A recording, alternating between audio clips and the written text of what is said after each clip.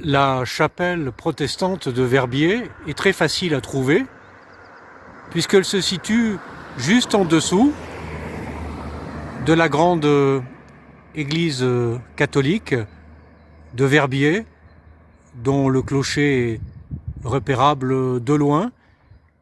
Et vous voyez, c'est un signe œcuménique. Et il suffit de descendre le chemin du temple.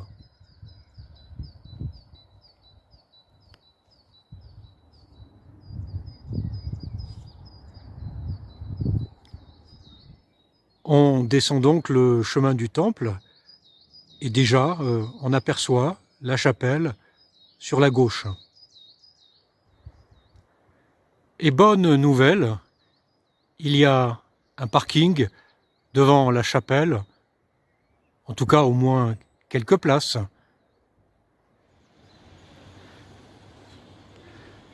Une autre possibilité pour y arriver, c'est de monter depuis le parking du magasin Coop, qui est là, on va le voir bientôt.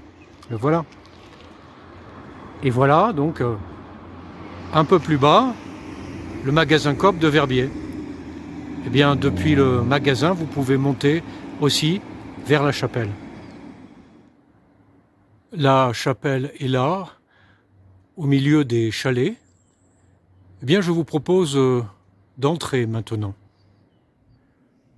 Nous entrons maintenant dans la chapelle.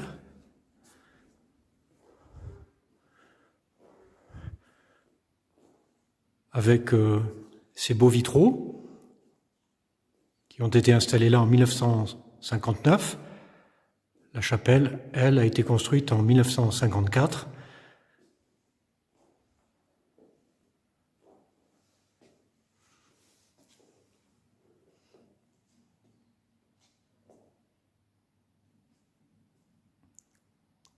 Et il y a à peu près, en tout cas 60 places.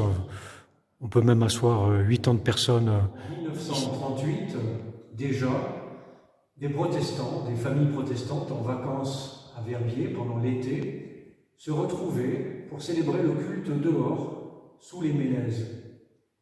Mais ils voulaient aussi construire une chapelle. En 1944, ils ont acheté un terrain ici, à Verbier. En 1949, ils ont créé l'association des Amis de la Chapelle. Et en 1954, au mois de mars, les travaux ont commencé, ont duré jusqu'au mois de novembre, moment où cette chapelle a été inaugurée. Aujourd'hui, des cultes ont lieu à peu près 6 mois par an. D'abord, depuis la veillée de Noël jusqu'au jour de Pâques, donc pendant toute la saison d'hiver, et aussi en juillet et en août, donc pendant le Verbier Festival et la saison d'été. Aujourd'hui, je voudrais vous parler particulièrement de ce vitrail qui est derrière moi, un vitrail qui est très riche et sur lequel plusieurs scènes de l'Évangile sont représentées. Vous voyez d'abord le Christ qui a les bras grands ouverts, en signe d'accueil et aussi en signe de bénédiction.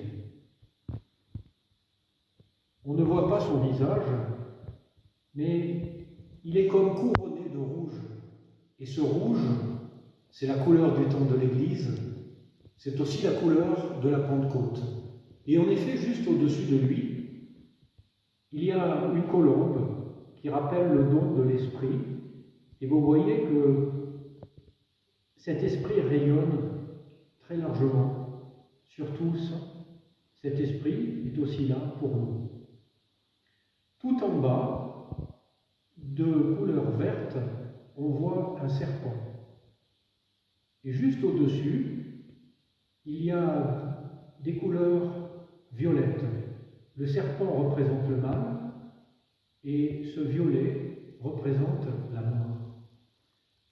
une épée qui est aussi une croix traverse au fond le Christ, rappelant la crucifixion, mais rappelant aussi la victoire, puisque c'est comme une épée, la victoire de Jésus sur le mal et sur la mort. Et c'est aussi une référence à un verset de l'Apocalypse au chapitre 19, le verset 15, où il est justement question de cette victoire et de cette épée du Christ. Enfin, tout autour de Jésus, tout autour aussi de cette croix, on voit différentes brebis. C'est une évocation du psaume 23, « Le Seigneur est mon berger, je ne manquerai de rien ». C'est aussi une évocation de l'évangile de Jean, quand Jésus dit « Je suis, moi, le bon berger ». Et ces brebis représentent différentes personnes dans l'Église. Il y a une brebis qui a vraiment la tête levée vers Jésus, et celle-là, elle veut écouter ses paroles. Une autre brebis se tient plus éloignée. Une autre est fragile, malade. Ces différentes positions de ces brebis montrent que le Christ est venu pour chacune, y compris peut-être, y compris assurément, pour la brebis perdue. Et je voudrais pour terminer, vous lire quelques versets justement de l'évangile de Jean au chapitre 10, quand Jésus dit « Je suis le bon berger ». Jésus dit encore, je vous le déclare, c'est la vérité, je suis la porte de l'enclos des brebis.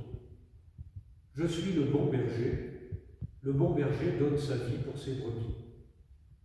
Je suis le bon berger, de même que le Père me connaît et que je connais le Père. De même, je connais mes brebis et mes brebis me connaissent. Chères sœurs et frères, peut-être que vous venez en vacances à Verbier de temps en temps. Eh bien, profitez-en pour venir le dimanche matin à 10h, ici, dans la chapelle protestante, pour le culte. Vous serez bien accueillis. Ou bien vous habitez en Valais, ou vous êtes membre de la paroisse du Coude du Rhône. Vous pouvez aussi venir, je vous le rappelle, de Noël à Pâques ou pendant l'été. Les cultes sont célébrés ici aussi pour vous.